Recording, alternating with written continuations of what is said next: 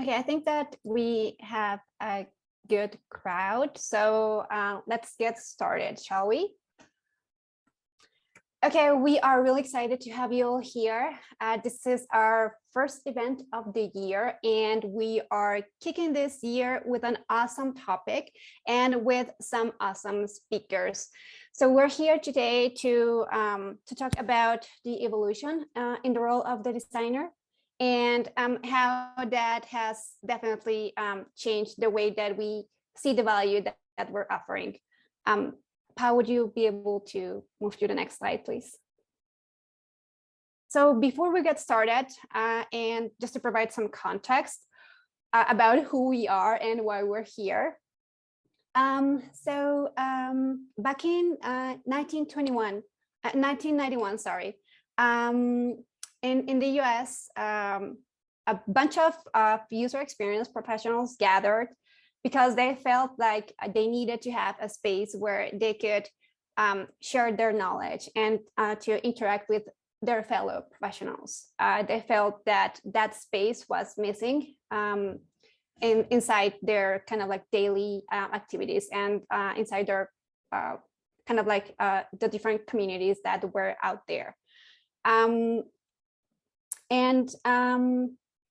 2021, while we were in the midst of the pandemic, there was this huge rise of UX courses, UX boot camps, and that provided an awesome learning space for UX professionals, but it didn't really allow us to have, those meaningful discussions around other things about, like different things from what methodologies to use or how can we recruit participants. We felt that that space was missing and that we weren't able to have meaningful discussions around strategy and what the role or the value of UX in a company should be or was or if we were delivering that value.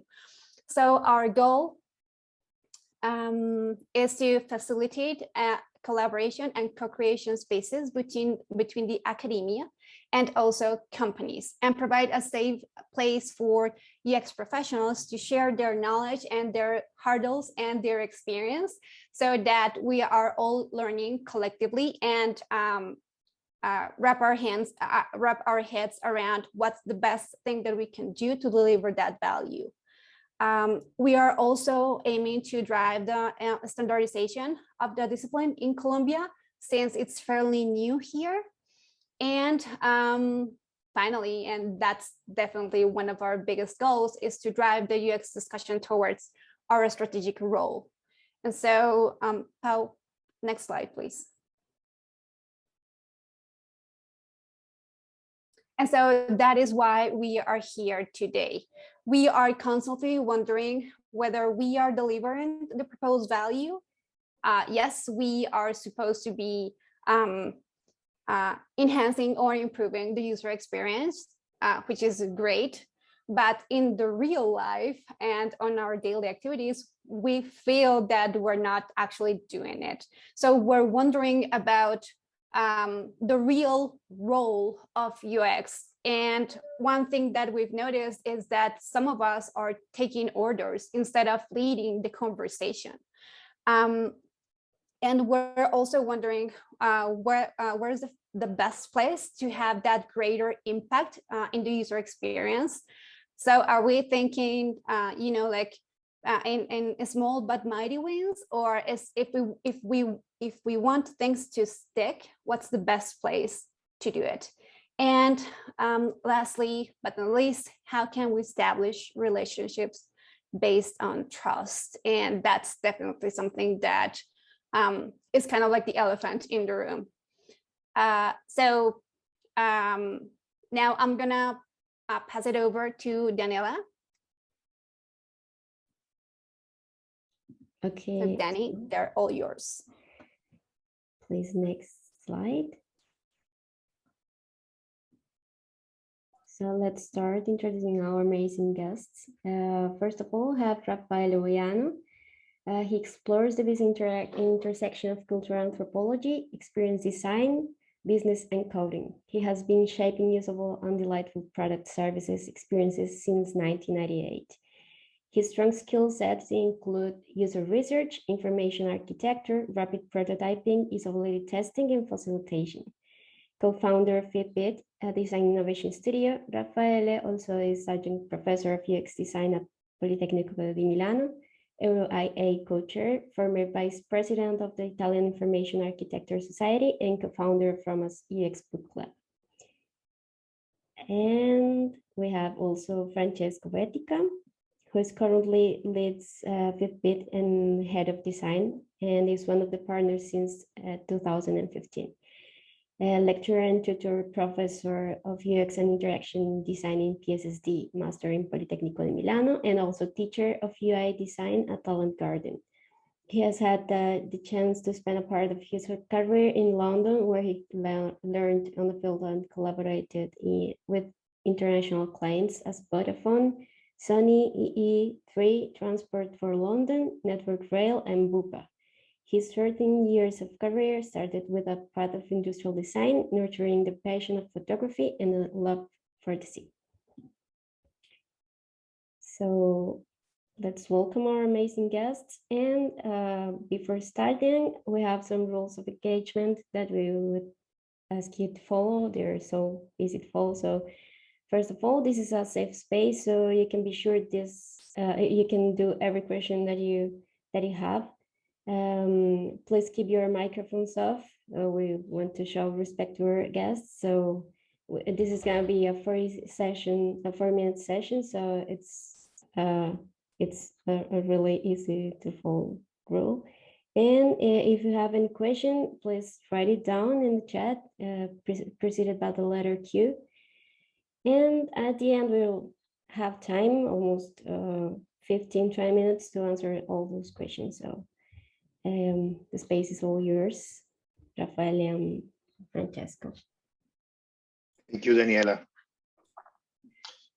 So it's a pleasure for us being here, and I'm gonna start first, and then basically we're gonna tell you a story today. It's Saturday. We don't want that to be boring or like in the frame of a lecture. And since that Maria Angelica spoke about the role of a designer and even the measure of the impact, I wanna start, let's say, bold. I wanna say that even if like I teach design in a university, like my background is in anthropology, and like I'm not a 100% professor, and I'm not like 100% business owner. Basically, I'm in between. And what I think is that design is not a field of analysis. We are a field of synthesis. That's it to say, basically, we are a field of actually doing something in the world. If we say that design is the rendering of intent, in the normal academia, in the discipline, most university disciplines are all about studying the problem and having all sorts of wonderful theoretical results, which get published in the scientific community and so on. And this is not us. Like what we do is trying to frame a problem out of many problems, and maybe in wicked problems where systems are interconnected and together. And then we try to work with the people that are affected by that problem. So basically, our approach, the focus on people, means that we work with them, not just for them. We work in cultures, and sometimes the best way of doing our job is not to do something that is gonna affect, or maybe that is gonna increase the problem that they're living. And that story is not for a community. The story that we are gonna tell you, that Francesco is gonna tell you, is the story of a relationship, starting with the idea that they called us because they had a problem. Basically, they had a fight with their consultants, and now they were running out of time to start a new release and a major release. So Francesco, if you can share the screen, I'm going to give you a bit of background. I'm going to leave the stage to Francesco. So basically, the evolution of the role of designers, it's like the subjects that we want to share with you through that story. And if you can go, let's say that the industry of the story is real estate. So basically, big companies that they are in the middle between someone who wants to sell or rent a house or to buy a house, the agents, and a lot of different stakeholders, even the taxation or the regulation or the banks that are providing you mortgage or anything that allows you to buy a house or to rent a house. So I'm gonna just give you a 2 minutes introduction about the numbers of that industry.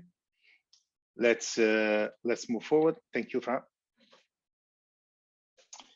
The real estate market is huge. I mean, even more than huge. We are talking about the world market had a sort of low point according to the subprime and crisis in 2007, 8, and 9. And then still the whole market is increasing, and I think it's like the 4th or 5th industry in the GDP. And what I can share with you is that the people that owns a house in the United States is still the majority of people, but it's pretty different rather than Italy or than even other Latin countries. For example, in Italy, we know that like almost 80% of people, they own their own house. It's not the same in the US and it's not the same in North America. So in the next slide, you can see also the curve, and it's above 60% of people. That means that there are at least 30-35% of people who needs to buy a house or who needs to rent a house. So according to the numbers that we have in North America, there is let's say a big chunk of the population who's looking for houses every month and every day. Just to give you an idea, worldwide, every month we have something like 6 million houses sold every month in the whole world.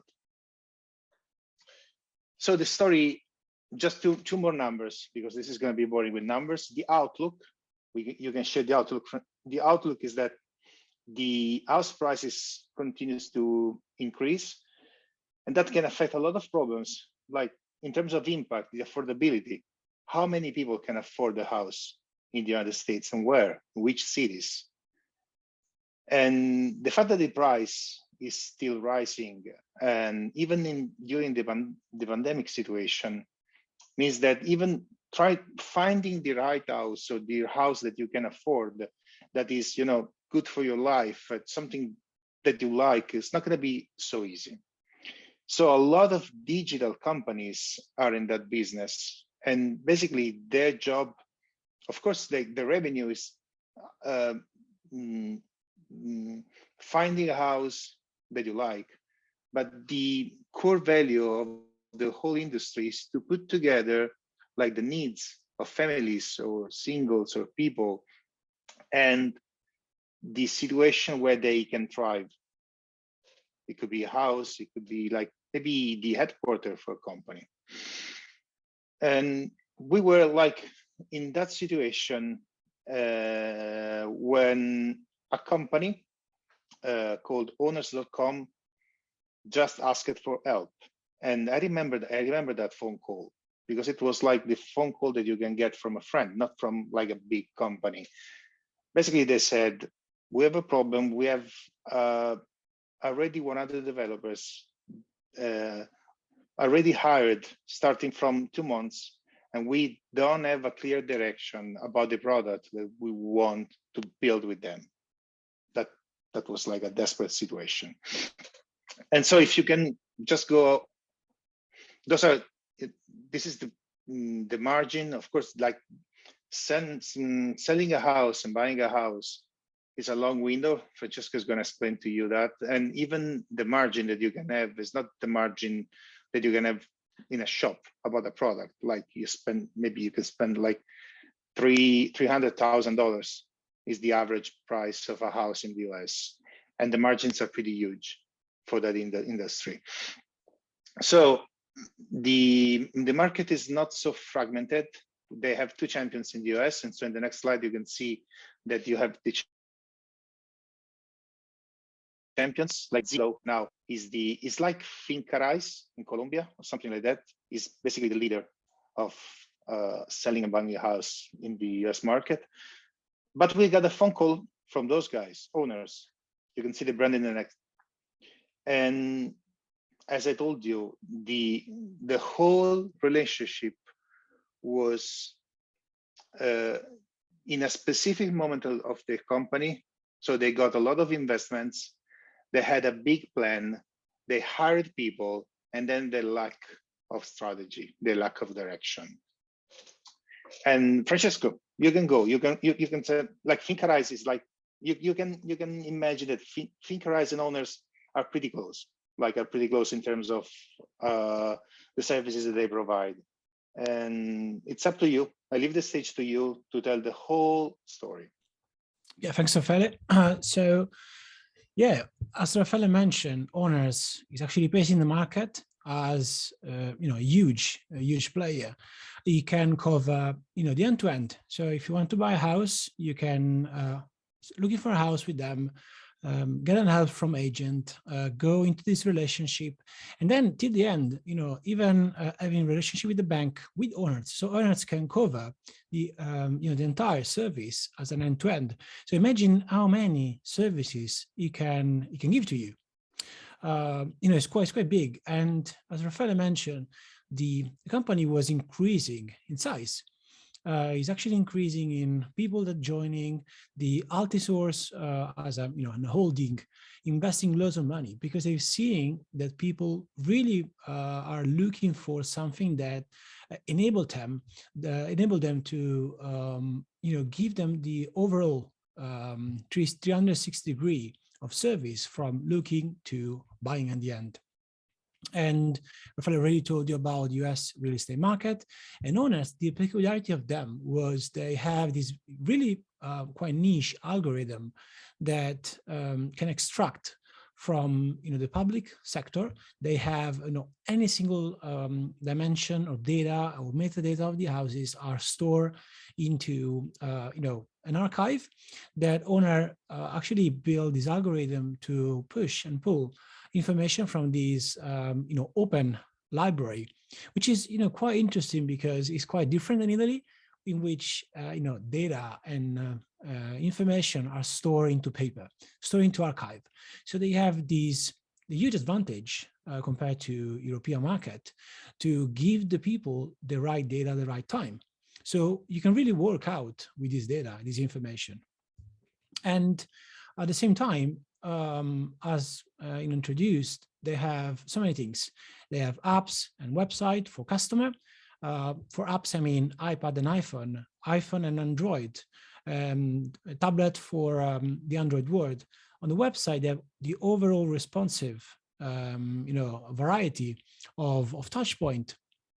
And then for agent, they have different touch point because agent then can be internal of owners or people that are working outside as external contractor. They have the proprietary apps that work for owners, and then even the website.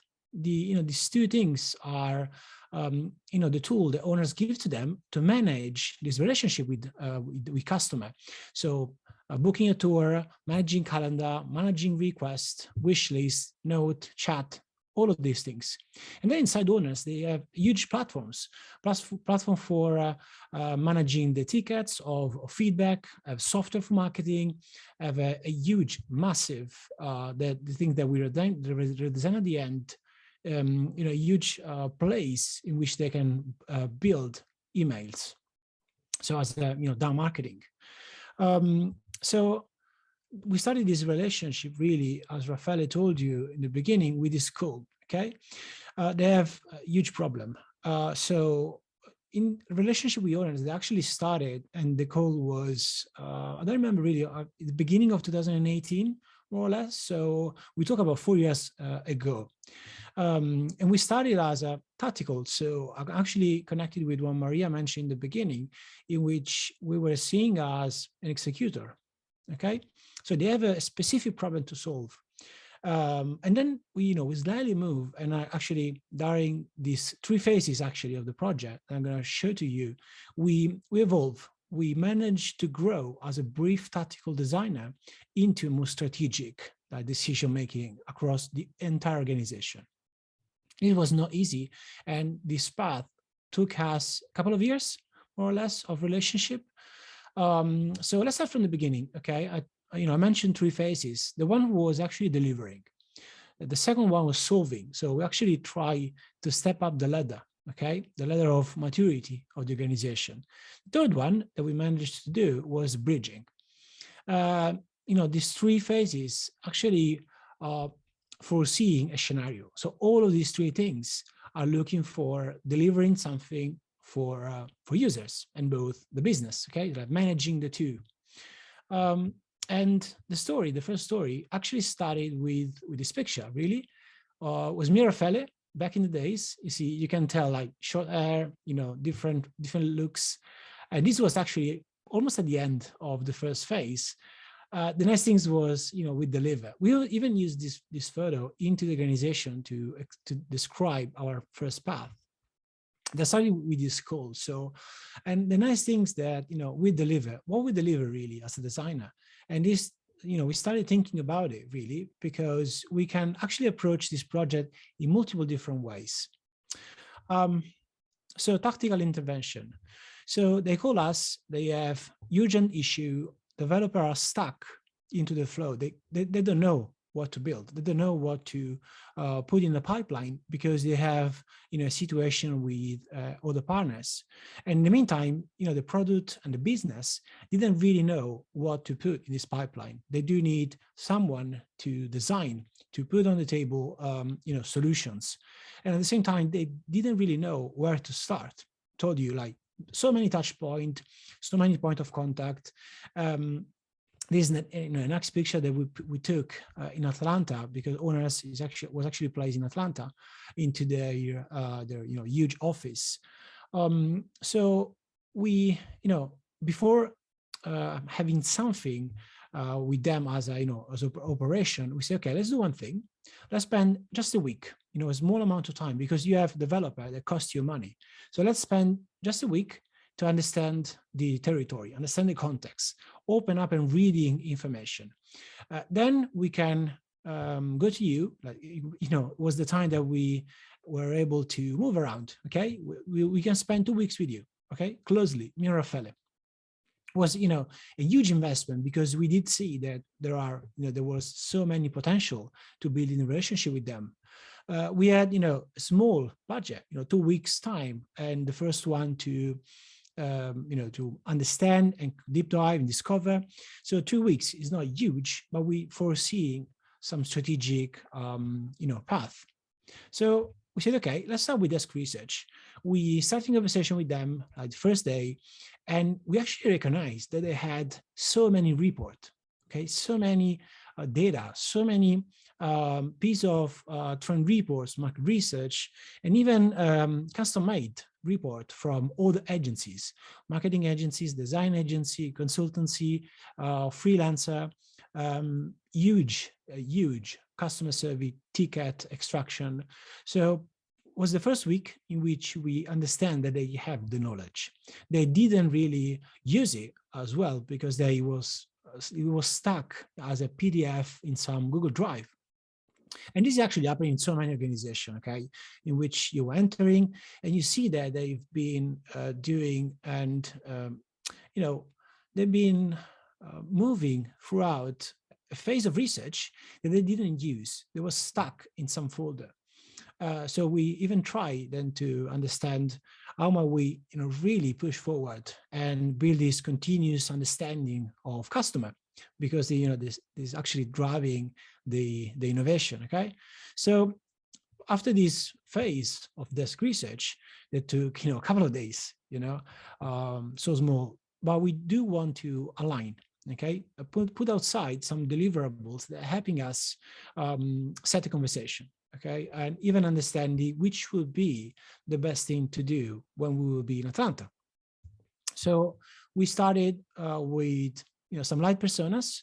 We recognized that there were two, actually, the agent and the customer. We shaped this persona as a more conversational kind of personas. It really depends on the objective of the deliverable. But really, we understand that people can spend even 6 months as a buying window. It's quite huge. That's why even they have so many touch points and they're struggling to keep the conversation going. In the opposite side, we have an agent. So we do need to help them in this relationship with the buyer, with the customer, in this case with Brenda. And really Brenda, she's not alone in buying a house. She, in this case, a partner, quite usual. So they have so many things to look after. The size of the house, if there is a pool, if there is a fence garden, so many little things that can affect the decision to buy a house. At the same time, this is not enough, right? So we say, okay, let's visualize this huge customer journey, okay, for both. So the one that is focused is on the customer, the other one on top is for Alexandra. And this is not all. After the tour plan that you see at the far right, there is the buying window. So it's actually just a cut of the entire customer journey. So the things that we do want to focus on in this visualization was to let them know that they can focus on specific things. Every single time that we do something, as even this huge deliverable, is not as an exercise, right? So we always look after an objective. In this case was to pinpoint the opportunities, the gain, the stuff that we can work on, the wicked problems that Raffaele told you in the beginning. So in this particular visualization, you see the window shopping, which is the beginning. I know that I want to buy a house. Then the evaluation, comparing, reminding, selecting, putting a wish list, having a conversation with partner, and a tour plan. Tour plan is, I want to look this for 4 houses, because we did know that after you look at the same house for 4 times, the house is yours. So from the data knowledge. So from these things, we say, okay, we are ready. We're ready to start with you. We can be in Atlanta and together with you, presenting this customer journey, we even build some user story mapping to highlight the most important activities that the user do at the moment on the touch point. And before the flight, we had a chat with the top line of product owner, which was, a really great department built by 3 people, vice president and 2 operational product owner on different services. And we say, okay, we recognize that the most important things are around these 3 phases, 3 macro phases. Are you okay with that? He said, okay, it makes sense. So we are focusing on the customer, okay?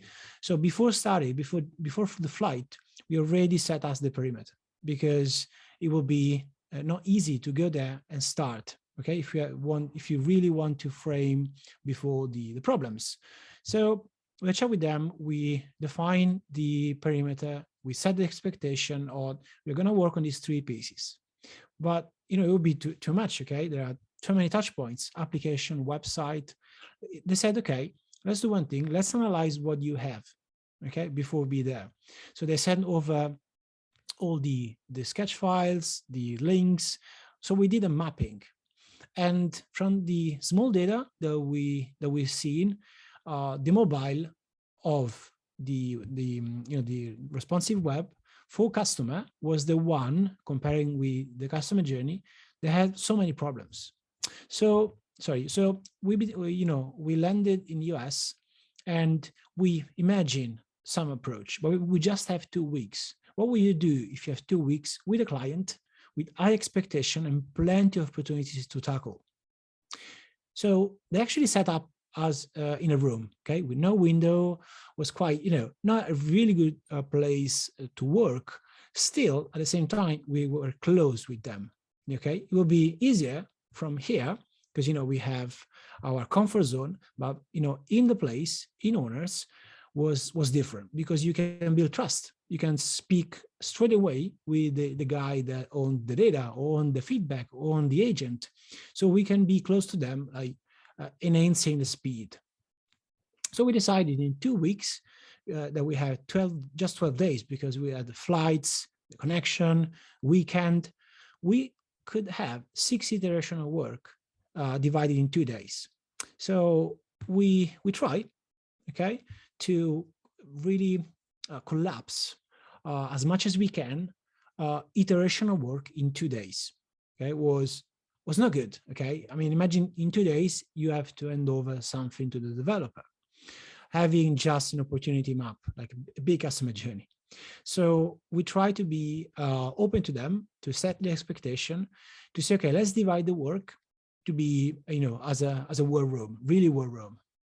In the morning, we problem frame, we gathering data, mapping opportunity, benchmarking, sketching.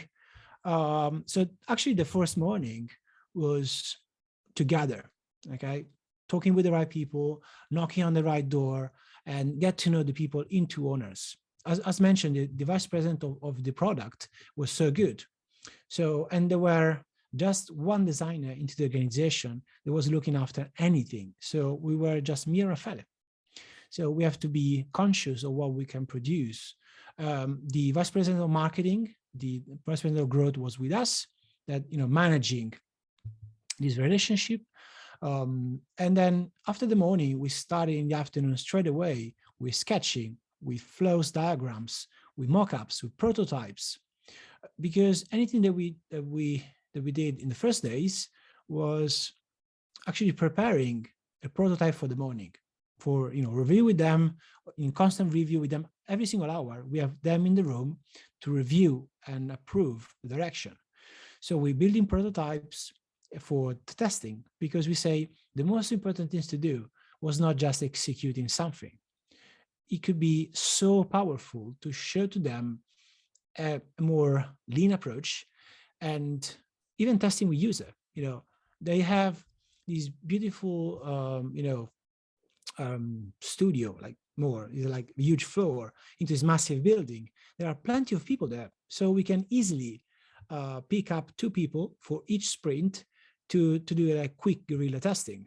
So powerful, because you can gather insight and do a quick rework and show to owners that managing this kind of relationship, talking with people at this stage, can really decrease the failure at the end. So was quite a huge, big expectation that we set with them, but they all agree that this could be a nice plan. I don't know if on this Raffaele want to add something about the setup. It was quite key in the beginning. I remember those 2 weeks. What I want to say is that, like, when they demand designers or researchers to work at the base of engineers, like, such team members will likely burn out quickly. I mean, it's something that you can do for 2 weeks, something that you cannot do definitely for months. It was a matter of design maturity. That company had 40 engineers, 40 developers, and 1 designer.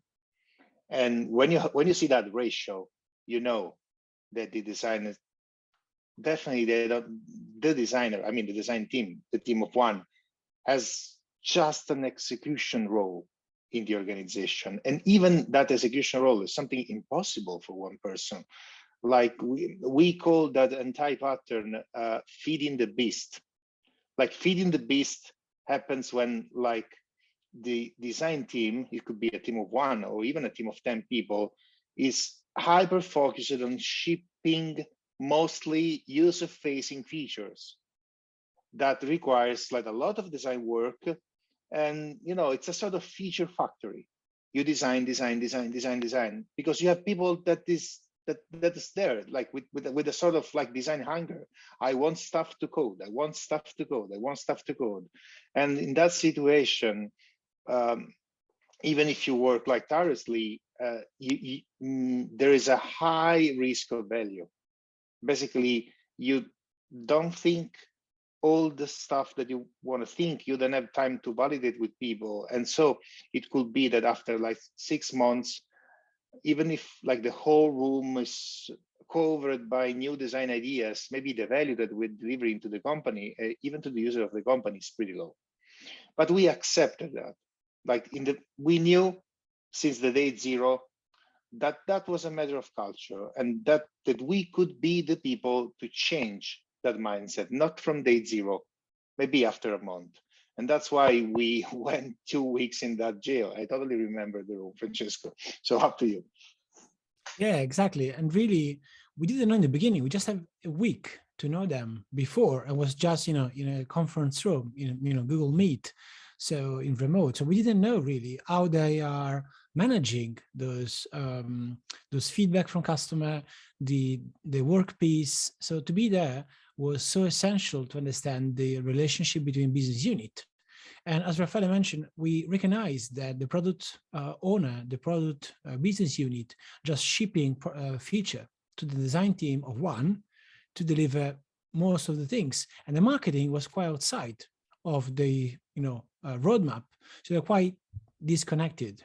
So we tackle these weeks, and day by day, we actually gathering information, understanding more from the company, not just in the flows, not just for customer, we're understanding more on the relationship between business unit. And it was quite key, understanding how the organization is structured, how the organization is tackling information. So actually starting the days. So we have, as mentioned, this, this not really a jail, but just close room. The nice things was the full cover of the wall are scribable. So we actually started mocking flows on the, on this huge wall. We gathering data, we noted, we commented, we actually did like co-design approach with the product owner, with the marketing, with people close to us, gathering data from systems, we mapping out content type metadata. And we, before doing that, every single sprint was into a micro moment. So we said, smartphone, just on the web, and for 6 micro moments. So every single iteration was on a micro moment. One could be on the account, one on preferences, one on the home flows. They are all flows, okay? Not delivering like pages, but more flows of interactions. And after gathering this huge amount of info, was the time to move into specific, software like Sketch or similar, or Sketch at the time, because we know that at the end we have to hand over something to developer, like proper handoff. So we use what we have. Was not perfect, was no like huge visual exercise, but can deliver a huge impact for the organization.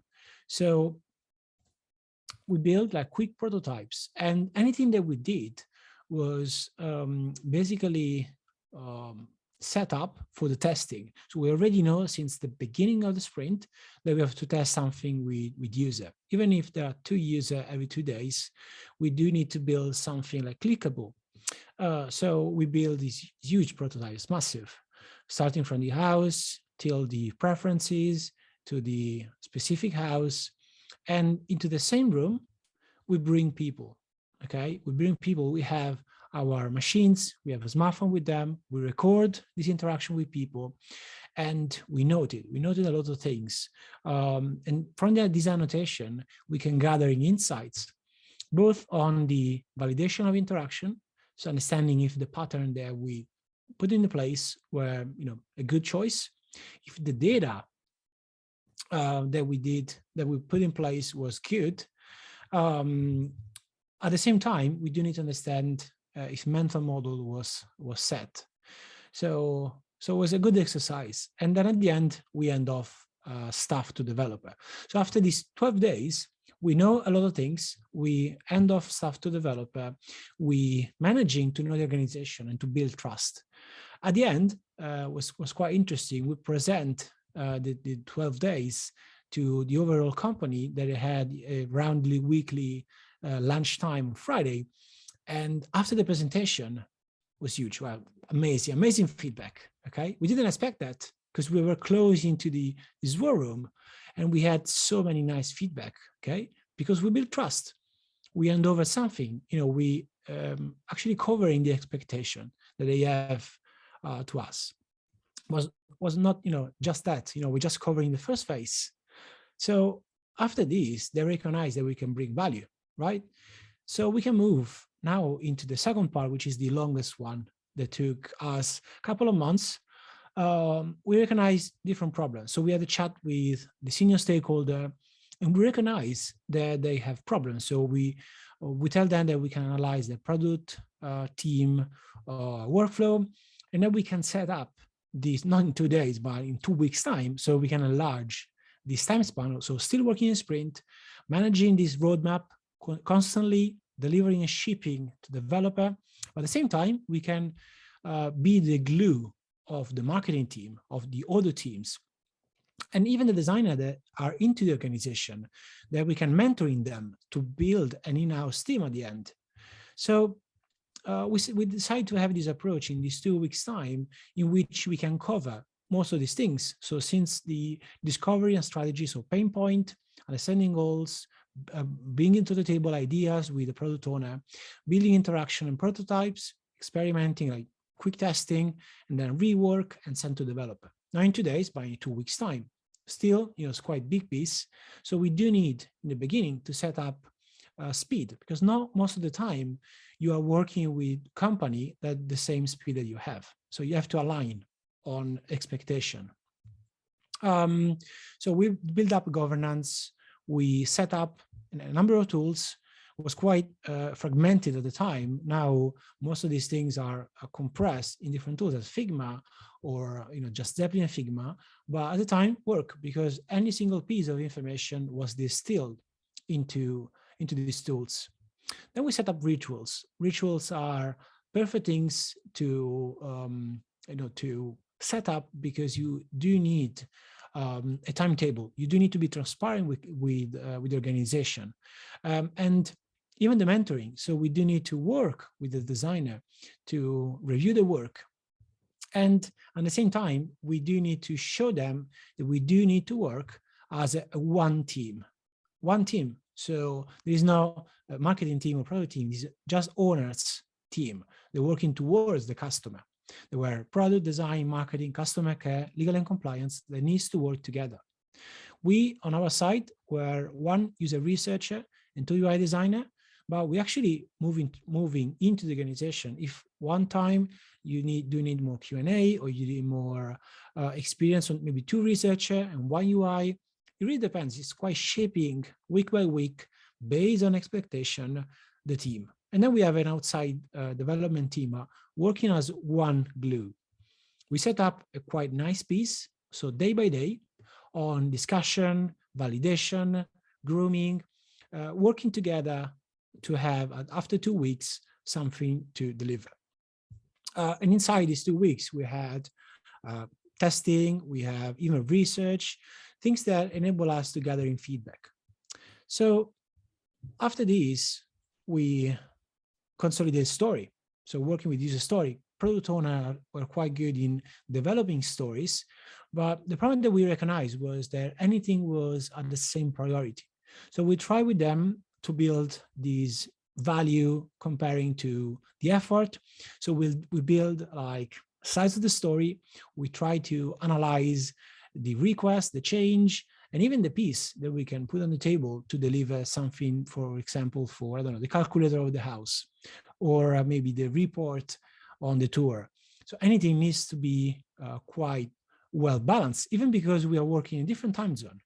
So we're working, in Rome, in Milan, in Italy, and they are in the US, and developers were in India. So we do need to work in time zone. So we do need to be quite well assured that anything was transparent. And the process that we built was actually user center, because we use feedback from people, from customer care, from quick testing. So we do want to share with them that we do need to work like in user center approach. And design is not just an executor.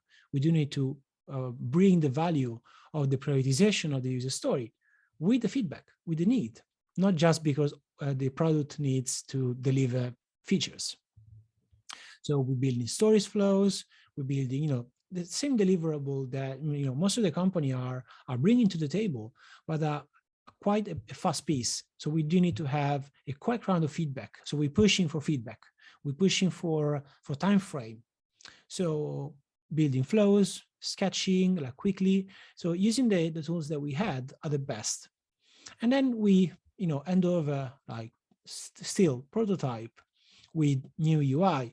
We had the time to enhance the visual from the beginning, because we are not just working on the lower part, even on the final part of the UI, so on the visual. So try to elevate the visual representation of the touch points to have anything aligned and consistent. So we even start building a design system for them on the different touch points. And we're testing, continuous research, continuous usability testing. So building huge amount of prototypes. And at the end, a standard end off. So we had quite nice feedback from Dario, which was the vice president of growth, because after months and months of working at this pace, we recognize value. So we bring into them a huge growth. So our role was shifting from the first article to a more towards a strategic point of view. So they recognize that we bring value because they analyze data. They see that the performance was increased. So, okay, let's do one thing. Let's move into now the third phase of our relationship. The third phase was more strategic one, because after a number amount of months, we now have the knowledge to speak with them and say, okay, now we can work better. Okay, it's not enough. Okay, we can now go into the bridging phase, in which we're not just shipping features. We can build something, as more as a glue, more an overall service, new routes, understanding more mental models, doing different kind of research and bridging with data.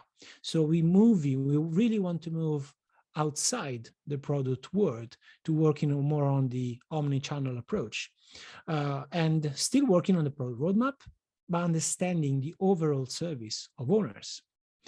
In order to do that, we do need to go on the what, not on the what, sorry, on the why. So working on the different kind of components, and start talking with different, even part of the organization, even the legal compliance, or I don't know, the different kind of business that they have, even outside business the Altisource had in this place. So in this new vision, we want to let them know that they have potentials, because we've seen an increase of an engagement and even conversion of what we did, and even the product worked better. They increased the design team, they're working more fluently, so we can move outside, okay, to really choose the best approach to do. So from that, we starting break down again the customer journey. And we want to do a different exercise with them. So setting up and be the player that set the strategy for them. So using OKR, so a framework that Google actually provided a couple of years ago, in which you have an objective, which is qualitative, and connected with this objective, which is quite high in terms of expectation, and bar, we have like KR, so data,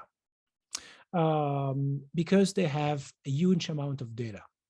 On that, I will leave to Raffaele, because he has so many relationships with the data analyst. Was quite good.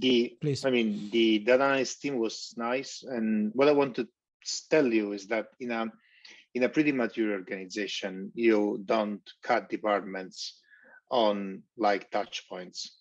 You are not like the product owner of the application, or the mobile application. You're not the product owner of the website. You're not the product owner of the agent silos.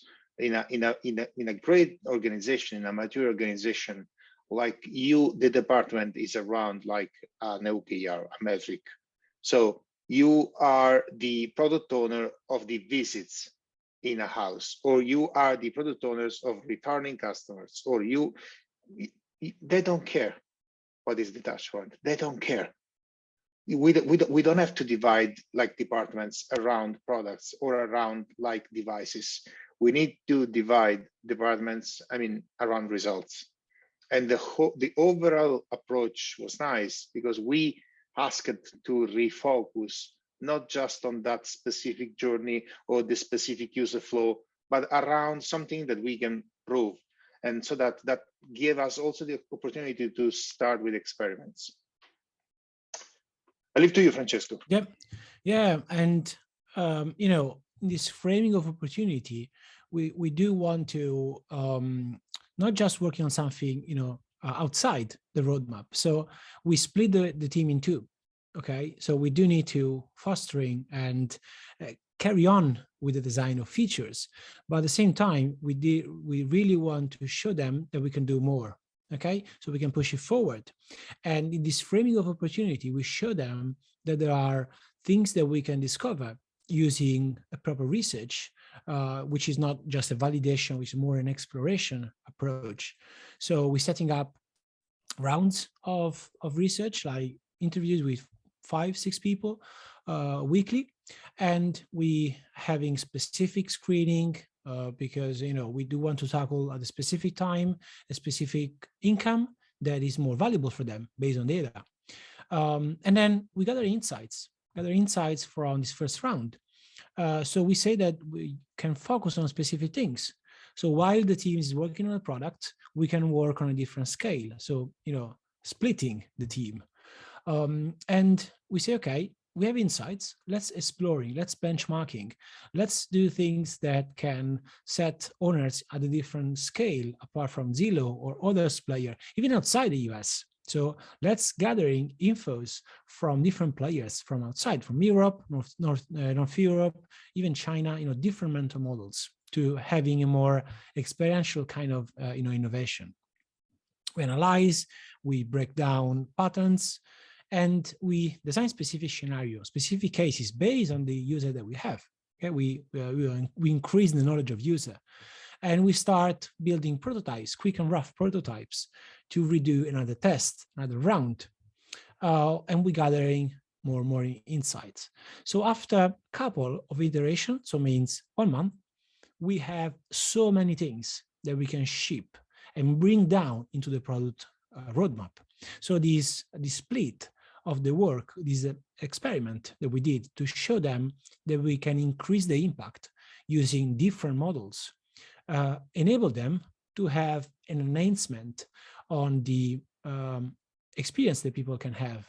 So this, you know, on these slides, you can see an elevation on visual, but it's really more than that. Is how people is looking for preferences, looking for specific data into the recognition of houses, into the territory, understanding if the match is correct, really filtering down so many things that you have around you.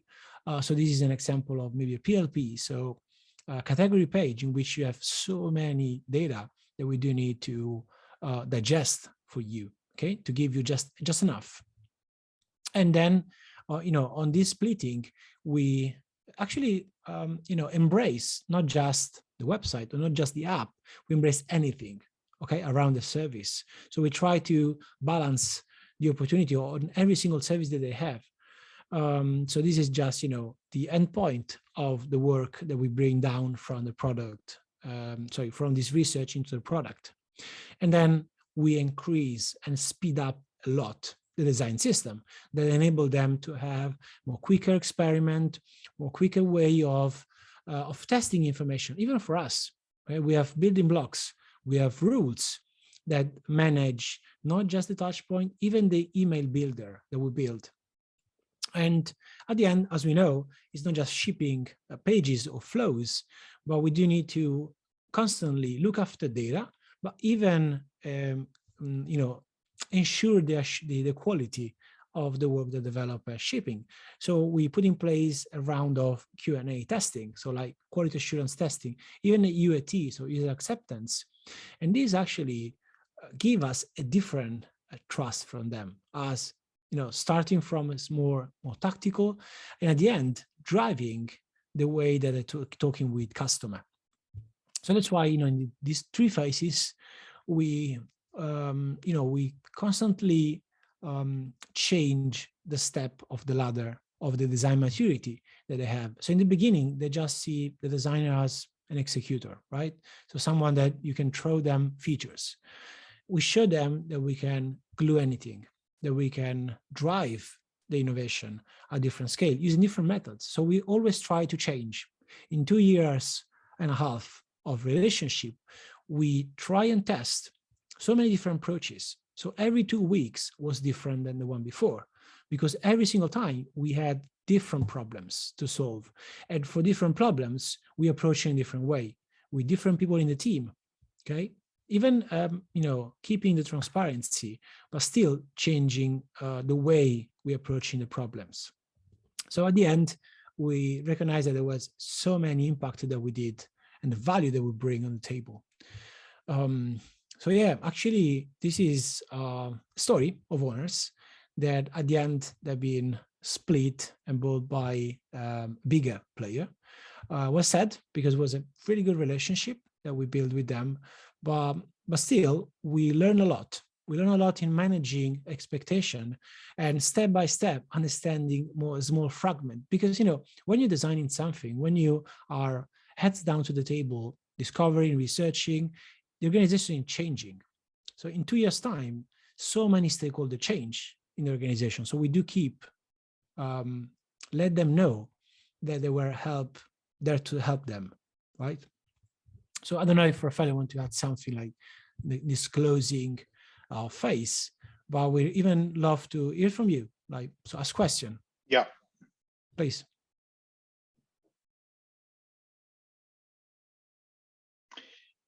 We have some questions on Menti. I can share the screen. Okay. Here we go. You might be able. Yep. So the first question is, how do you establish the delivery time within the development of projects, and how do you confront problems during the process? I mean, it's more about you, Francesco. Like how can we set the delivery times, and how can we manage? Yeah. So imagine one thing, right? Imagine when you have a long list of story, right? The story for the product owner were quite the same, right? So it was just a list. So we say, okay, let's do one thing. Let's vote and let's put some numbers on each single user story. We try to do this exercise of having 2 data as a value. So value for the business and value for the users. Then the other 3 were effort, design effort. So how long we recognize you need to put in place some design work to shipping this story. Then development time. How long do you recognize as a development team you can build these things? 0 is easy. 10 is really hard. And the organization effort. Do you have anything that enable you to shipping this information? Could be data, could be content, could be decision even, okay? I don't know if you want to build a sponsorship. Awesome. Do you have a loyalty program? Maybe not. So organization effort is huge. So having these 5 numbers, we build the metrics. So we say, okay, you see, this is quite important as a big value, but it's a massive effort for anyone. And we have 3 scale, SML as a user story. So 1 week, 2 weeks, 4 weeks time. And we try to managing of having a certain amount of story each single week. So as any problems, we try to testing. So we're experimenting in a sprint, we see if the piece was good, and then we're shaping and exchanging time by time. So hope I can, give all the info on that question. Thank you, Francesco. So another question is, like some companies are playing catch up. How can we influence product leadership to balance discovery and delivering what they already have in their roadmap? I mean, I'm gonna go with that. Any organization has both needs. Like you need to keep or optimize your business as usual. So what you do right now to pay your bills, and then you need to think who you're going to be in the next 5 years. So you need to innovation. You need to find new products, services, directions, and the good word in the question is influence. And this is close to any career of any designer. Like you start your career focusing on craft, you need to do good things with your hands. Like craftsmanship is like the starting point of any designer. Then the more you show the others that you are good at designing things, like you're shifting to have a strategic vision. Maybe I don't design with my hands anymore. It means that other people are like designing, but like I'm paid to understand what is the value we want, what kind of value we want to bring on the table. And the other step is the ability to influence people. Even if you know what is right, maybe being in that table with 10 C-level, 10 decisors, it doesn't mean that your voice is going to be heard. And your ability, like your skill, your influential skills are critical, like after 10, 15 years in the community of design. Your ability to show people the impact and the value of your roadmap, of the strategy, can change and I don't have a recipe to become like an influencer. I don't have a recipe, like maybe results or basically, if you, as the story we shared to you, the more you define the measure of success for the organization, the more you do experiments and use design as a tool to reach success, the more you have influence on that table. Like you're not someone who produces mock-ups anymore. I hope I answered to the question, and let's go to is it possible to access the regular session after? This is not for me, maybe for Daniela or for Maria. Yes, we're recording, so we're going to upload it into our YouTube channel, and then we'll post it in our social media. So yes, so 2 questions more. How can we create a space for strategic initiatives, such as a design system, when the UX leadership is focused on facing everyday challenges? You can go on that if you want. Please. Yeah, it's not an easy thing to do, really, because you do need to balancing the way you speak with business. It's not, if you're presenting in this case an activity as such a design system with a design point of view, you will fail. I mean, for our understanding, for our try that we did in the past years, any single time that we did a nice job in enhancing the conversation for the design system piece, in this case, was talking as a business. So bringing to the table data, bringing to the table efficiency, bringing to the table anything that can show that the activity as a design system will have an impact. For example, in shipping experiment, in decreasing the hours, man time in delivering some, for example, flows, in designing and in onboarding, for example, new people. So if you're shifting the way you're presenting this activity as a design system with a business, if the business had the budget in this case, you will actually did a great job. It really depends on the stakeholder that you're talking with. If the budget of the project is on the IT side, you do need to change vocabulary. So working and let them understand the impact that will have firstly on their department. Then you can span across and talking to others. So this is actually a couple of things that work on our side. Don't know if Raffaele want to add more on that. Like the design system is an investment. since this system allows you to be quicker in the future and to build on consistency. So basically, it depends on the maturity of the organization. Maybe they don't want to pay you for the design system, but we know that you are building the system as soon as you design. So design system is still something that maybe that you do and that you work on, even if maybe it's not formal. And the old rule is to don't ask for consent, like ask for forgiveness. Do that.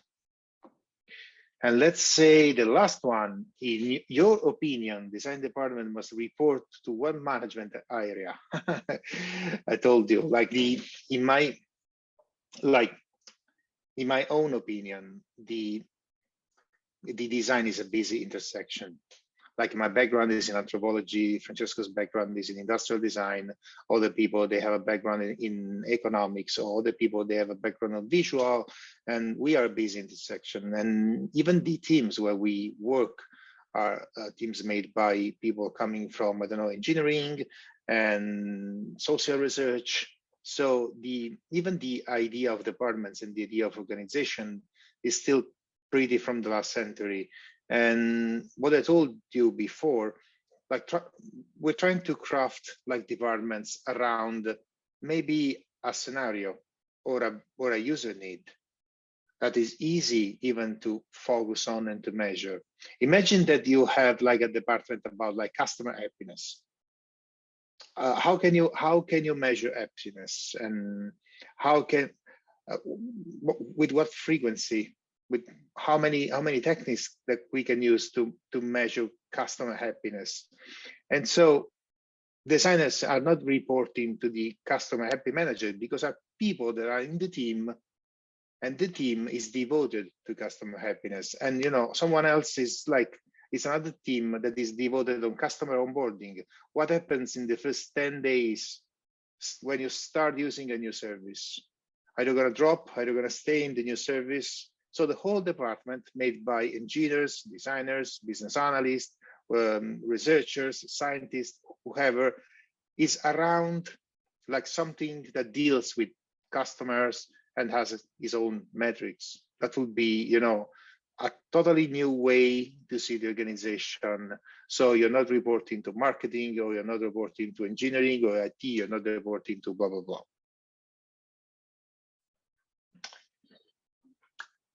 We don't have apparently any question, but if you want, you can like turn on your camera, at least say bye-bye, share with us your feedback, whatever.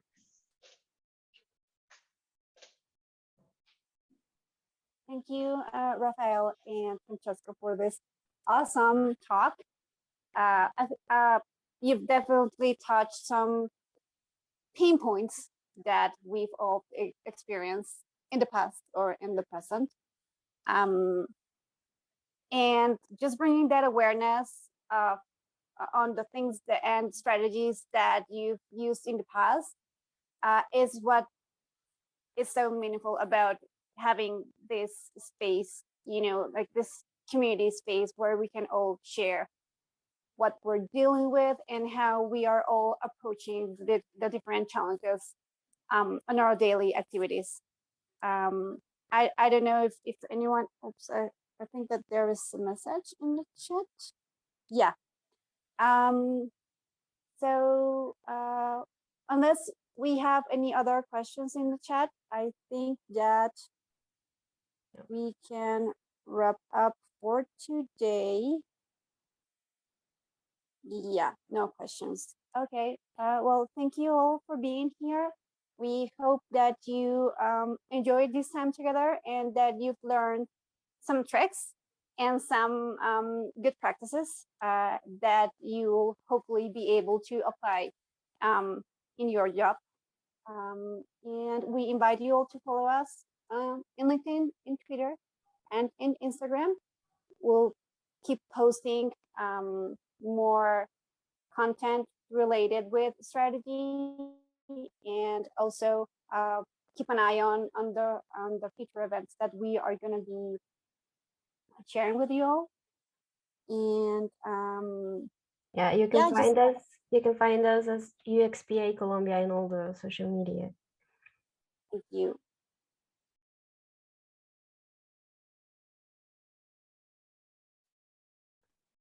It was a pleasure. Bye. A pleasure. Bye to all. Bye, everyone.